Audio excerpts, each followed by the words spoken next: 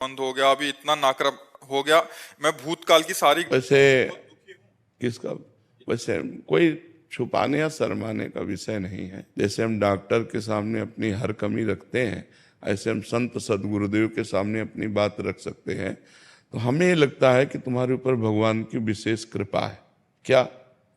अगर आप पुरुष संयोग ना करें तो स्त्री से आपकी आसक्ति नहीं है तो आप एक भगवत प्राप्त महापुरुष बन सकते हैं। क्योंकि त्रिभुवन में जब जब जहां जहां जिसने साधना की तो उसको स्त्री से मुंह की खानी पड़ी। शास्त्रों में बहुत वर्णन है। और तुम्हारा स्वाभाविक आकर्षण नहीं है। क्यों? तुम्हारा स्त्री की तरफ स्वाभाविक आकर्षण नहीं, बस रोक लेना है। अच्छा, थोड़ा विवेक से सोचो, आपने ऐसा किया भी, क्या मिला आपको? मतलब परिणाम बिल्कुल खुल के अपने ऐसे बात करते हैं जैसे दोस्त बात करते हैं। केवल डर मिला और चिंता मिली और कोई सुख तो मिला नहीं। तो मुझे लगता है यदि आप थोड़ा भगवान नाम जप करें और इसे कंट्रोल करें, आप बहुत उत्तम मनुष्य बन सकते हैं। क्योंकि जो व्यभिचार प्राण जीव है वो ना अपना कल्याण कर सकता है ना दूसरों का कल्याण कर सकता है। और ये जो काम भोग सृष्टि में रखा गया है, एक सृष्टि क्रम को बढ़ाने के लिए रखा गया है। सृष्टि क्रम को बढ़ाने के लिए रखा गया है। तो स्त्री और पुरुष का जो संयोग विधान शास्त्रीय है वो संतानोत्पत्ति के लिए है, ना कि केवल मनोरंजन के लिए। शास्त्र सम्मत। तभी उसका जीवन ब्रह्मचर्य परायण स्वस्थ पर, और कभी साल 6 महीना में एक बार ऐसा, तो वो बहुत अच्छा जीवन।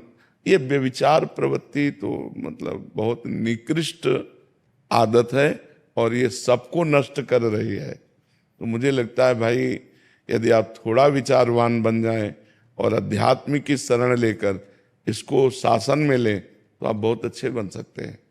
क्योंकि धर्म पालन है तो संभोग होगा नहीं,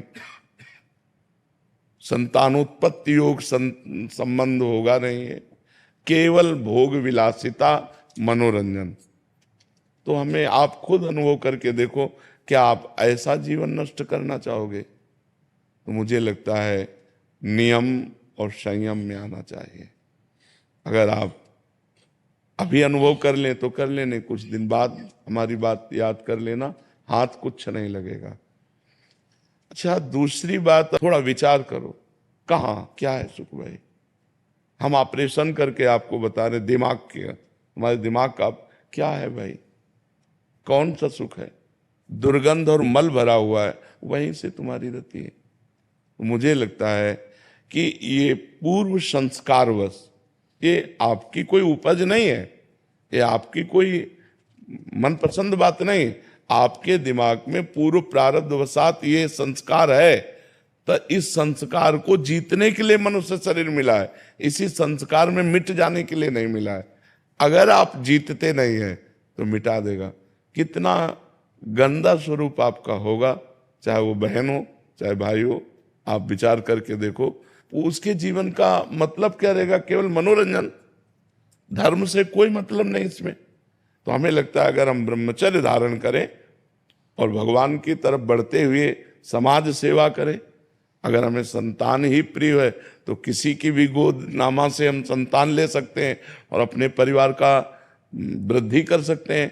तो मुझे लगता है व्यर्थ में ऐसा अगर ना कीजिए तो बहुत विशाल जीवन बन जाए।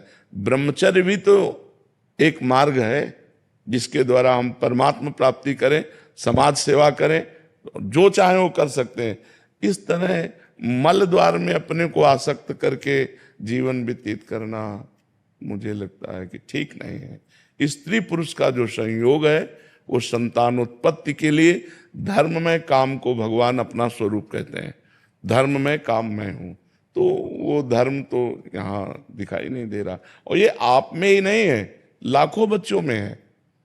और वो उनकी कोई उपज नहीं है कि वो अपनी उपजाए हैं, ये बात वो उनके स्वभाव में पूर्व प्रारब्ध से आई हुई है। पर वो विजय प्राप्त कर सकते हैं। अगर वो इस तरह से अपने जीवन को नष्ट करेंगे तो कब तक नष्ट करेंगे?